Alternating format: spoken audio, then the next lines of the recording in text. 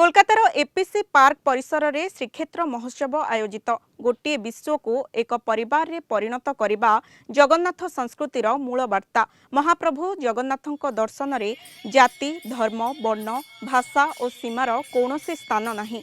समग्र मानव समाज को एक सूत्र रे बांधिबार महान आदर्श को विश्वव्यापी करबा पई कादापड़ा जगन्नाथ मंदिरर उत्कल जगन्नाथ सेवा समिति निरंतर कार्य करुछे।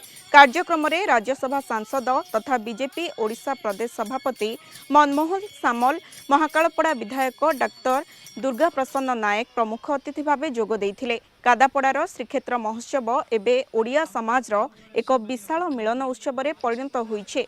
एही महोत्सव द्वितीय बालीजात्रार रूप नेइछे कहिले अत्युक्ति हेब नाही। एही अवसर रे ओडिशा सरकार तरफ विभिन्न सांस्कृतिक कार्यक्रम परिवेषण होइथिला। कलिकता शहर समेत पश्चिम बंग जगन्नाथ दर्शन करने को प्रतिदिन हजार हजार जगन्नाथ भक्त से पूरी जाऊँच एटी जगन्नाथ विषय चर्चा आलोचनार आवश्यकता नहीं, किंतु एटी प्रवासी ओडिया निज कर्मक्षेत्र बाछी से जो भाव में कार्यक्रम करते धन्यवाद देले अभिनंदन जनइले कम हम और निश्चित अंतकरणु से अनुष्ठान जो भाव में निरंतर भाव में से कार्यक्रम को कर चलती निश्चित भाव में समस्त तरफ धन्यवाद दूँ। समस्त समितिर सदस्य मानक साधुवाद देवी जे आपण माने सुदूर कलिकता रे जो भली भाव में अंग भंग कलिंग ये समस्त को एक समन्वय जगन्नाथ संस्कृति को गोटे जगह एकाठी कर महोत्सव कर महोत्सवर आगु को आगु केमती उन्नति हो, प्रभु जगन्नाथ आशीर्वाद रहू, ये महोत्सव आहरी आगु को आगु जाऊ,